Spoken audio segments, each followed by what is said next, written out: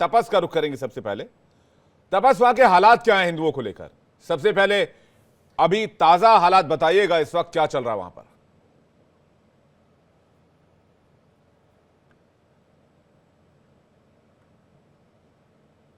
पहले तो समा speaking Hindi, please allow me hmm. to speak sometimes English. If I am allowed, I can say easily. I am allowed बताइए to speak बताइए in sir, आप English English. में बोल लीजिए, मैं उसको ट्रांसलेट करूंगा दर्शकों के लिए। बताइए। Yeah, this is after the whenever the interim government has taken the power, we have come to know, yes, that the Yunus is a moderate Muslim. This government is a moderate Muslim. Say Professor Yunus is a moderate Muslim. So after taking his power, we have seen that all the anti-Bangladesh have around the power, around the power. Though there was not so uh, attack on Hindu after during these 3 months. 3 months there was not so attack.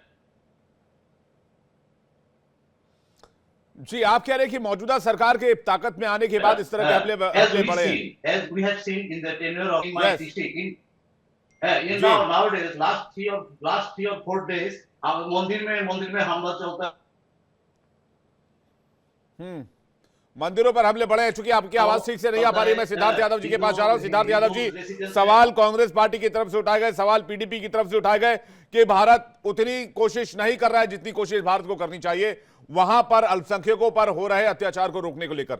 Siddharth Yadav ji.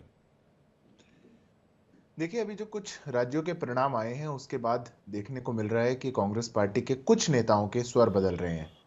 सब लोगों के तो नहीं बदले, क्योंकि ये जो घटनाक्रम है ये तो अगस्त से चालू हुआ था और अगस्त से लेकर के हमने लंबे अंतराल में देखा कि कांग्रेस पार्टी के शीर्ष नेता, चाहे फिर वो राहुल गांधी हो, गांधी परिवार के अन्य सदस्य हों, या फिर जो उनकी फर्स्ट लाइन की लीडरशिप हो, उनकी ओर से बांग्लादेश को लेकर के और वहां पर हो रहे हिंदुओं पर अत्याचार को लेकर के एक शब्द, एक लाइन हम सुनने को नहीं देखते थे। जो पार्टी और जो नेता सबसे पहले हमास को लेकर के, इजराइल पैलेस्टीन में हो रहे विवाद को लेकर के सबसे तेज बयानबाजी करते थे, कांग्रेस पार्टी की वर्किंग कमेटी में प्रस्ताव पारित करते थे, वो बांग्लादेश पे कहीं ना कहीं चुप थे। आज जब सरकार एक बहुत कठोर अपनी नीति को अपनाते हुए डिप्लोमेटिक चैनल्स में जितने प्रकार की रेमेडीज सोवरेन गवर्नमेंट्स के पास अवेलेबल होती हैं उनका इस्तेमाल करते हुए, प्रेशर टैक्टिक्स करते हुए बांग्लादेश की सरकार को अपने जो भारत की भावना है उससे स्पष्ट रूप से अवगत करा के वहां के अल्पसंख्यकों की रक्षा की बात कर रही है, तो कुछ नेताओं को बैलेंसिंग करने के लिए, मंकी बैलेंसिंग इसको अंग्रेजी में कहा जाता है, कुछ लोगों को कहा गया है कि आप जाकर के कहिए। पर फिर भी आप हिंदुओं पे हो रहे नरसंहार पर ज्यादा मत कहिएगा। आप भारत का या तो उपहास बनाने की कोशिश करिएगा, नहीं तो विदेश नीति पर कुछ प्रश्न की बात करिएगा। नहीं तो जो लोग समझदार हैं, और प्रमोद तिवारी को मैं समझदार नेताओं में से मानता हूं, कांग्रेस पार्टी के वरिष्ठ नेता हैं, वो जानते हैं कि कनाडा के अंदर क्या स्थिति है, कौन लोग हैं, कौन ताकतें हैं, कौन है जस्टिन ट्रूडो, उनके पिताजी कौन थे, उस समय में क्या दिक्कत होती थी। और जो कांग्रेस पार्टी जिसने इतने लंबा साल, इतने लंबा अंतराल में भारत पर शासन किया और समय समय पर, चाहे 1985 के एयर इंडिया का अटैक हो कनाडा में, चाहे फिर वो श्रीलंका के ब्लैक जुलाई राइट्स हो, चाहे फिर वो मलेशिया में 2010 में होने वाले हिंदुओं पर हत्या हो, वो कांग्रेस पार्टी जो हमेशा चुप रही और जिसने कभी कोई निर्णय नहीं लिया, आज वो कहीं ना कहीं मंकी बैलेंसिंग करते हुए कुछ नेताओं से बुलवा रही है ताकि उनको जो नई सीख मिली है कुछ 1-2 महीने में, वो उस नई सीख से लेकर के अपने नए पड़ाव को तय कर सके। सिद्धार्थ जी, चलिए कांग्रेस से सवाल पूछ लिया, कांग्रेस ने कोई गुनाह कर दिया होगा, आप लोगों ने एक्शन क्या लिया ये तो बता दीजिए। देखिए, आप जानते हैं कांग्रेस ने कोई गुनाह नहीं किया, कांग्रेस के गुनाह तो कुछ और ही हैं विवेक जी। कांग्रेस को सवाल पूछने का अधिकार है, हम तो कह रहे हैं सबको पूछना चाहिए। आपको पता होगा कि मिनिस्ट्री ऑफ एक्सटर्नल अफेयर्स ने जिस प्रकार का नोट लेते हुए और जो लैंग्वेज थी उसकी, जो लोग डिप्लोमेसी को समझते हैं वो जानते हैं कि कितना कड़ा संदेश डिप्लोमेटिक चैनल्स में किसी भी सोवरेन देश के पास अवेलेबल होता है, भारत ने किसको अपनाया। हमने वहां पर जो हो रही हैं हत्याएं, हमले, हमने उन इंसिडेंट्स को सामने रखते हुए हमने उनका नोट लिया। We called upon the government of Bangladesh. हमारे देश के प्रधानमंत्री ने, जो रिजीम चेंज वहां पर हुआ है, क्योंकि हमें समझना पड़ेगा ये हमारे एक नॉर्मल पड़ोस के देश में होने वाली घटना नहीं है। उनके देश में सत्ता का परिवर्तन हुआ, हिंसक परिवर्तन हुआ, खून बहा, उसके बाद कुछ ऐसे कट्टरपंथी ताकतों ने उस देश पर कब्जा कर लिया है जिसके कारण से वहां पर ये घटनाएं हो रही हैं। जो रिजीम चेंज होकर के उनके प्राइम मिनिस्टर बने, उनसे हमारे देश के आदरणीय प्रधानमंत्री ने बात करी, ये बात भी हमने उनको स्पष्ट करी, भारत ने अलग अलग मंचों पे रखा। भारत को देखना होगा क्योंकि हमारे पड़ोसी देश में ऐसा हो रहा है, तो अभी एक भारत ने अपनी स्पष्ट नीति तो दिखाई दी है, पर आने वाले समय में अगर कुछ इकोनॉमिक सैंक्शंस लगाने होंगे या ट्रेड को लेकर के भी कुछ बात होगी तो सरकार पीछे नहीं हटेगी। ये बात बांग्लादेश की सरकार भी समझती है और इसीलिए वहां पर कभी ऊपर कभी नीचे कुछ ना कुछ निर्णय कभी उनके कोर्ट से आते हैं, कभी सरकार की कुछ टिप्पणियां आती हैं, पर वहां पर जिस प्रकार का स्ट्रिक्ट एक्शन भारत अपने डिप्लोमेटिक चैनल्स में कर सकता है जरूर। ठीक है सैयद जवाद, उसके बाद मंजू सेठ आपके पास आ रहा हूं। मैम पहले सैयद जवाद पर इसका काउंटर चाहूंगा। सैयद जवाद। जी बहुत बहुत शुक्रिया विवेक आपका वक्त देने के लिए, और आपको और आपके सभी दर्शकों को मेरा जय हिंद, जय संविधान। देखिए क्या है, मैं लगभग अगस्त से बार बार न्यूज चैनल पे, टीवी चैनल पे सरकार से आग्रह कर रहा था, सचेत भी कर रहा था कि जिस तरीके का घटना हो रही है बांग्लादेश के अंदर, और हमारी विदेश नीति जो पहले थी वो अब पूरी चेंज हो गई है, उसको लेकर के अल्पसंख्यकों के ऊपर एक बड़ा खतरा मंडला रहा है। और रही बात सरकार की, तो सरकार किसी की सुध नहीं लेती है, क्योंकि विवेक भाई अब जो मैं कहने जा रहा हूं हो सकता थोड़ा सा आपको बुरा लगे और सरकार को बुरा लगे, क्योंकि ये सरकार हम दो, हमारे दो और हमारे और दो की सरकार है। इनके एक बड़े मित्र, उद्योगपति मित्र का 80 लाख करोड़ डॉलर का जो बिजनेस है, इन्वेस्टमेंट है, वो बांग्लादेश के अंदर रुका हुआ। तो मुझे क्यों सैयद जवाद, मुझे क्यों बुरा लगना चाहिए? आप रुक जाइए मैं आप तो मुझे क्यों कोट कर दिया? मुझे क्यों बुरा लगेगा भाई साहब? हाँ, मैं कौन सा कपड़े और चड्डी बनियान का व्यापार कर रहा हूं बांग्लादेश में? इसीलिए कह रहे हैं इनको चिंता नहीं होगी। इनको चिंता है अपने जो उद्योगपति मित्र हैं, जिनका अरबों करोड़ों खरबों रुपए लगा हुआ है बांग्लादेश के अंदर, उसकी रिकवरी नहीं हो रही। उदाहरण के तौर पे हमने तब भी सचेत करवाया था जब रिजीम चेंज तालिबान के अंदर अफगानिस्तान सरकार की हो रही थी, और आपको याद होगा, आप किसी और चैनल पे थे, लगातार हम इस चीज को कहते रहे कि वहां पर एक कट्टरवादी मानसिकता की सरकारें आ रही हैं, आपकी विदेश नीति सो रही है, और तमाशा होता रहा। और हैरत की बात अब बताता हूं, अभी अभी तालिबान सरकार के साथ भारत सरकार ने करारदाद करे, पूछिए इनसे। और जो तालिबानी मानसिकता दिन रात चैनल पे चलाई जाती है, तो अब वो चलाई नहीं जाती। नहीं तो क्या चाहते हैं आप? इनके उद्योगपति, आप क्या चाहते हैं? तो अफगानिस्तान में भी एक दुश्मन खड़ा कर लें, एक पाकिस्तान में खड़ा है, एक बांग्लादेश में खड़ा हो ही रहा है, चाइना उधर नेपाल से सटी रहा है, श्रीलंका से सटी रहा है, आप क्या चाहते हैं? सुनिए, हम पहले जो हमारी विदेश नीति थी विवेक भाई, वो पाकिस्तान और चाइना को दूर दूर रखना थी। उन दोनों को, दो दुश्मन देशों को, उनको मिलाना नहीं थी कि वो हमारे खिलाफ षड्यंत्र कर सके। ये सरकार सोती रहती है। अरे भाई साहब, भारत पावरफुल होगा तो चाइना पाकिस्तान के करीब आएगा, ये बट ऑब्वियस सी बात है।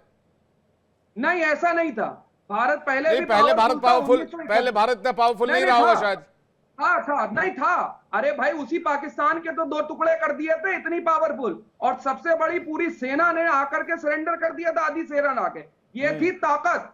और आप समझ लीजिए, वो बेड़ा आ रहा था, वो वहां से बेड़ा आ रहा था, और उसको जो है इंदिरा गांधी जी ने अपनी ताकत, हिम्मत और कुव्वत से मुंहतोड़ जवाब दे दिया था पाकिस्तान को। सवाल इस बात का आप कह रहे हैं, अपने उद्योग आप कह रहे हैं, बचाने के चक्कर में आप ये कह रहे हैं, सैयद जवाद आप ये कह रहे हैं अगस्त से मामला उठा रहे हैं।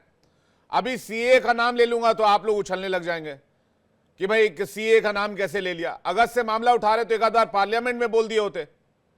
ठीक, बांग्लादेश के हिंदुओं की चिंता हम सभी को करना चाहिए, लेकिन सरकार इसलिए नहीं कर रही है, उनके बड़े उद्योगपति मित्र का पैसा फंसा हुआ है वहां पर। ठीक है, आप कह रहे हैं कि भाई पैसे फंसे हुए हैं वहां पर, इसलिए वहां पर एक्शन नहीं लिया जा रहा है। तो आपको क्या लगता है बांग्लादेश में चढ़ाई कर दें? भाई डिप्लोमेटिक एक्शन ही लिया जाएगा ना, कोई हमला करके थोड़ी एक्शन लिया जाएगा। बिजली सप्लाई रोक दे, वहां के हिंदुओं की चिंता नहीं है। तो बिजली सप्लाई कम नहीं हुई है क्या? बिजली सप्लाई में कटौती हुई है से जवाब जी, जहां तक मेरी जानकारी है। मंजू सेठ के पास जा रहे हैं आपकी जी। नहीं, ये आप उनको बिल्कुल सपोर्ट मत करिए इस मामले में। अरे ये भाई लोगों साहब, के हितों से आप- हितों से जुड़ा हुआ मुद्दा है, आप सपोर्ट नहीं करेंगे इस आप मामले में। मैं किसी को सपोर्ट नहीं कर रहा, मैं तो फैक्ट बता रहा हूं। आप मेरे पीछे क्यों पड़ जाते हैं बार बार कि मैं आपको मिर्ची लगेगी, आप सपोर्ट मत कीजिएगा। आप बताइए कि एक सेकंड, अभी एक टेस्ट ले लेता हूं। मंजू सेठ जी, हमारा टेस्ट मत लीजिए, हम सारा टेस्ट देके यहाँ बैठे हुए हैं। एक सेकंड, हमारा टेस्ट मत लीजिए, मंजू सेठ जी के पास जा रहे हैं। अरे मत लीजिए ना भाई साहब, कह रहा हूँ फालतू की बात नहीं ले रहे हैं। कोई टेस्ट नहीं दूंगा, टेस्ट जाइए, नहीं दूंगा टेस्ट, नहीं कितना नहीं दूंगा ही नहीं टेस्ट, हमें दूंगा ही नहीं, फालतू की बात। मंजू सेठ जी के पास जा रहा हूँ। मंजू सेठ जी, क्या प्रॉपर एक्शन लिया गया? क्या डर गए?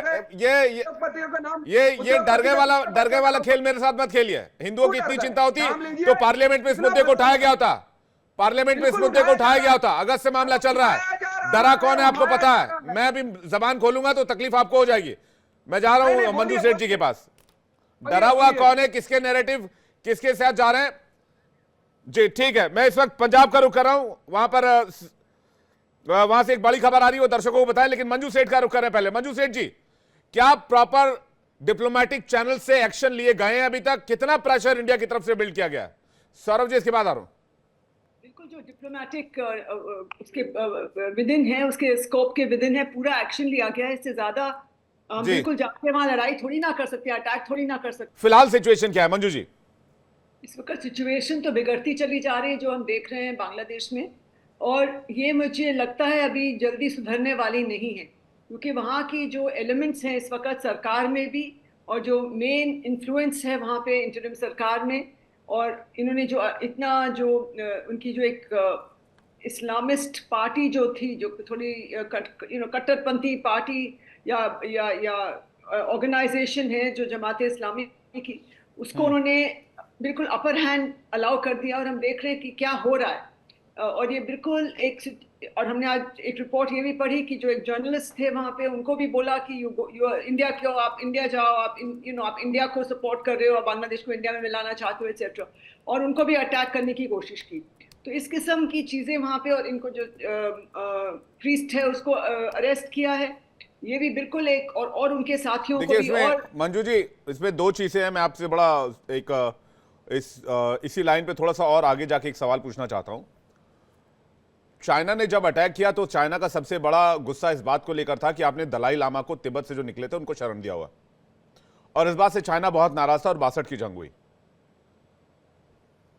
हिंदुओं पर हमले इसलिए हो रहे हैं क्योंकि कुछ चैनल्स ये भी बताते हैं, जानकारी ये भी है कि शेख हसीना को आपने शरण दिया, शेख हसीना से वहां के लोग बहुत नाराज हैं। तो क्या भारत को ऐसा करना चाहिए था मंजू जी? शेख हसीना जी को बिल्कुल हमें पनाह देनी चाहिए थी। इसमें तो कोई, I don't think it is any, इसमें दो राय हो नहीं सकती है, क्योंकि एक वो हमारी long standing right from independence, उनका जो इंडिपेंडेंस हुआ है बांग्लादेश का, तब से लेकर अब तक उनकी जो फैमिली रही है, उनके जो फादर रहे हैं, और खुद वो अच्छे ताल्लुकात रहे इंडिया के साथ। इंडिया बिल्कुल उनको सपोर्ट करती है, और हमने उनको इसीलिए पनाह दी है। लेकिन जो इस वक्त सिचुएशन है वहाँ पे, जो पार्टीज और जो लोग आगे उभर के आए हैं, जो इंटरिम गवर्नमेंट है, वो मुझे लग रहा है फुल्ली कंट्रोल में नहीं लग रही है। उनको डिक्टेट किया जा रहा है by all these islamist elements जो है वहाँ पे। मेनली एक जैसे मैंने कहा, जमात इस्लामी के जो एलिमेंट्स हैं, जो स्टूडेंट्स हैं, जिनको इस वक्त फ्री हैंड दिया गया, जो एक्शंस हो रहे हैं वहाँ पे, और हिंदुओं को लगातार टारगेट कर रहे हैं, टेम्पल्स को, बुद्धिस्ट को भी, कहीं खबर पड़ी थी क्रिश्चियंस को भी टारगेट कर रहे हैं। तो सब माइनॉरिटीज को वो टारगेट कर रहे हैं कि आप जाइए। तो ये बिल्कुल एक अनएक्सेप्टेबल सिचुएशन वहां बनती चली नहीं, तो कह रहे हैं इंडियन गवर्नमेंट एक्शन नहीं ले रही है। पार्डन? कह रहे हैं, विपक्ष कह रहा है इंडियन गवर्नमेंट प्रॉपर एक्शन नहीं ले रही है। तो हम अटैक तो कर नहीं सकते, ना हम करेंगे इस वक्त, लेकिन हाँ, अगर सिचुएशन आगे बहुत बिगड़ती है, डिमांड करेगी, तो उसके बाद कोई निर्णय लिया जाएगा। बट प्रेजेंट सिचुएशन में डिप्लोमेटिक ही प्रेशर डाल रहे हैं हम लोग, और कंट्रीज के साथ भी उनको एक मोबिलाइज कर रहे हैं, सो इनके इसको एक्शन को उनके अगेंस्ट। मजाक नहीं है दुल्हन का भाई होना, सब कुछ तुम्हारे सर पे होता है यार। चाचा चाची को लेने आया हूँ अब। जी बेटा, तुम सीएनजी गाड़ी लाए, सामान कहाँ रखोगे? चाचा जी, दिल और बूट स्पेस दोनों में बहुत जगह है। हाई सीएनजी डुओ मतलब ड्यूअल सिलेंडर नीचे, पूरी बूट स्पेस ऊपर, यानी स्पेस भी माइलेज भी। High CNG Duo in Hyundai Exter and Grand Iton Neos।